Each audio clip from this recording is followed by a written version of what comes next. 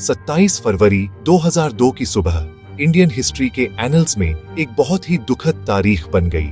यह दिन एक रूटीन जर्नी एक नेशनल ट्रेजेडी में बदल गई। साबरमती एक्सप्रेस मुजफ्फरपुर अहमदाबाद रूट पर थी और गोधरा रेलवे स्टेशन पर रुक गई थी। इसके कोचेस में कई पैसेंजर्स थे, जिनमें कार सेवकों या वॉलंटियर्स का एक बड़ा ग्रुप भी शामिल था। वे भक्ति और विश्वास से भरे हुए अयोध्या से लौट रहे थे। उनकी घर वापसी की जर्नी शांति वाली होनी थी, पर किस्मत ने उनके लिए एक क्रूर प्लान रखा था। जैसे ही ट्रेन निकलने की तैयारी कर रही थी, एक अनइमेजिनेबल हॉरर सामने आया। इसके एक कोच में आग लग गई, स्पेसिफिकली कोच S6 में। आग की लपटें फेरोशियस और स्विफ्ट कंपार्टमेंट को एक टेरिफाइंग इंटेंसिटी के साथ खा गई। अंदर फंसे हुए पैसेंजर्स पैनिक में भागने लगे, लेकिन आग ने बचने का बहुत कम चांस दिया और हवा धुएं से भर गई। जब आग बुझाई गई तो ग्रिम रियलिटी साफ हो गई। गोधरा रेलवे स्टेशन पर इमीडिएट सीन एब्सोल्यूट केओस, दिल दहला देने वाला पैंडेमोनियम। आई विटनेसेस, बचे हुए passengers, local vendors, railway staff, सभी ने अकाउंट्स दी। ने पहली अक्सर कॉन्ट्राडिक्टरी अकाउंट्स दी। कुछ ने प्लेटफॉर्म पर जोरदार हलचल सुनी, कुछ ने ट्रैक्स के पास भीड़ जमा होते देखा, कुछ ने कहा ट्रेन धीरे धीरे आगे बढ़ी। S6 के अंदर बचे लोगों ने आग की टेरिफाइंग स्पीड बताई। सब कुछ सेकंडों में। First responders, local police, railway protection force मौके पर पहुंचे। उनकी पहली प्रायोरिटी आग बुझाना और जीवित बचाना। कोच के बंद दरवाजे और बार्ड विंडोज ने एक्सेस मुश्किल बना दिया। पहली police reports in fragmented accounts पर आधारित थी। रिपोर्ट्स में बड़ी हॉस्टाइल भीड़ और ट्रेन पर पत्थर फेंकने का उल्लेख था। एक्सटर्नल अटैक की पॉसिबिलिटी का जिक्र हुआ। कुछ गवाहों ने फ्लैमेबल लिक्विड फेंके जाने का दावा किया, लेकिन ये इनिशियल रिपोर्ट्स कंक्लूसिव नहीं थे। सीन कंटैमिनेटेड था।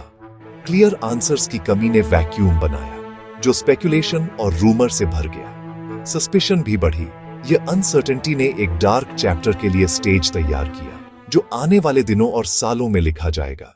गोधरा ट्रेन बर्निंग के बाद इन्वेस्टिगेशंस की एक कॉम्प्लेक्स और कन्फ्लिक्टिंग सीरीज शुरू की गई। Forensic reports, witness testimonies, political pressure. Gujarat सरकार ने कमीशन ऑफ इंक्वायरी स्थापित किया।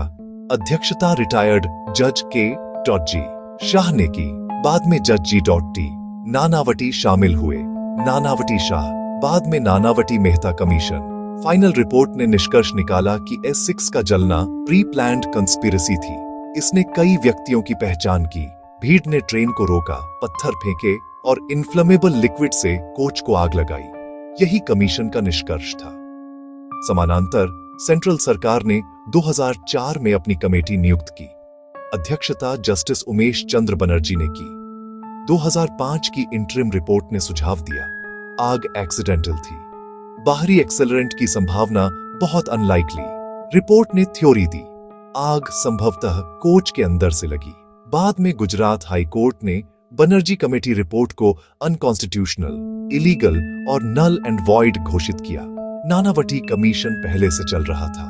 CBI और सुप्रीम कोर्ट नियुक्त SIT ने कॉन्स्पिरेसी एंगल का पीछा किया। चार्ज शीट्स दायर हुई। लंबी जांचों में एविडेंस रीटेस्ट, हॉस्टाइल विटनेसेस और एक्सपर्ट्स की डाइवर्जेंट राय बनी रही। सेंट्रल क्वेश्चन, एक्सीडेंट या कॉन्स्पिरेसी, पब्लिक डिस्कोर्स में सालों तक जीवित रहा। कोच S6 में लगी आग कोई आइसोलेटेड घटना नहीं थी। यह एक भयावह कम्युनल वेव की कैटलिस्ट बनी। अगले दिन स्टेट वाइड बांड बुलाई गई। जो प्रोटेस्ट के रूप में शुरू हुआ, वह वाइड स्प्रेड और सिस्टमैटिक वायलेंस में बदल गया।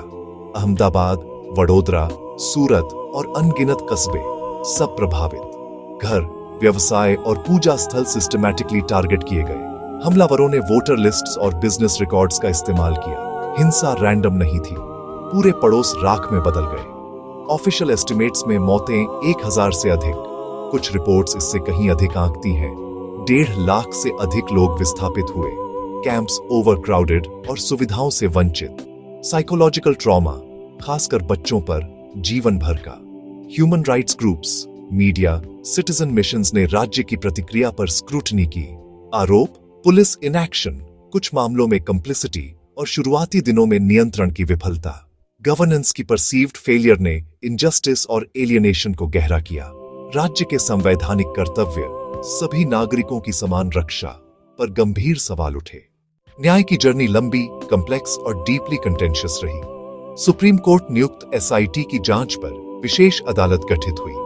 वर्षों के ट्रायल में सैकड़ों गवाह और वॉल्यूमिनस फोरेंसिक एविडेंस शामिल रहे। 2011 में फैसला आया, 31 दोषी, 63 बरी। अदालत आग प्री प्लान्ड अर्सन थी। 2017 में कन्विक्शंस बरकरार, 11 मृत्युदंड आजीवन में कम्यूटेड, बरी बरकरार। कुछ को क्लोजर, कईयों को लगा कंप्लीट जस्टिस नहीं मिला। दंगा मामलों में खोए हुए evidence, hostile witnesses, shoddy probes ने राह रोकी। सुप्रीम कोर्ट ने पुनः जांच और ट्रांसफर के आदेश दिए। एसआईटी ने गुलबर्ग सोसाइटी, नरोदा पाटिया, बेस्ट बेकरी सहित 9 मामलों की फिर से जांच की। नतीजे, हाई प्रोफाइल कन्विक्शंस, एक पूर्व मंत्री और राइट विंग नेता। एसआईटी ने तत्कालीन मुख्यमंत्री नरेंद्र मोदी सहित वरिष्ठों को क्लीन चिट दी। प्रोसिक्यूटेबल एविडेंस नहीं। अदालतों ने इसे बरकरार रखा। एक्टिविस्ट्स और सर्वाइवर्स की असहमति एक लंबी छाया बनी रही। गोधरा में उस फेटफुल दिन 2 दशकों से भी ज्यादा समय बाद धुआं छंट गया है, पर सवाल शेष है। केंद्रीय सवाल, क्या S6 का जलना प्लान्ड कॉन्स्पिरेसी था या एक ट्रैजिक एक्सीडेंट जो कंट्रोल से बाहर हो गया? पब्लिक मेमोरी में प्रश्न गूंजता है। जबकि अदालतों ने कॉन्स्पिरेसी थ्योरी का समर्थन किया, कन्फ्लिक्टिंग रिपोर्ट्स से एक वर्ग आश्वस्त नहीं। पूरी अनवार्निश्ड सच्चाई मायावी, पॉलिटिक्स और रिलीजन के प्रिज्म से सच्चाई कैजुअलिटी बन सकती है। पहला लेसन, रूमर और हेट स्पीच की टेरिफाइंग पावर। इंस्टेंट कम्युनिकेशन में मिस इन्फॉर्मेशन का खतरा। रिस्पॉन्सिबल मीडिया, प्रोएक्टिव गवर्नेंस और कलेक्टिव सोशल कमिटमेंट आवश्यक। दूसरा लेसन, राज्य और लॉ इन्फोर्समेंट, निष्पक्ष rule of law, reforms, accountability, political pressure से इंसुलेशन।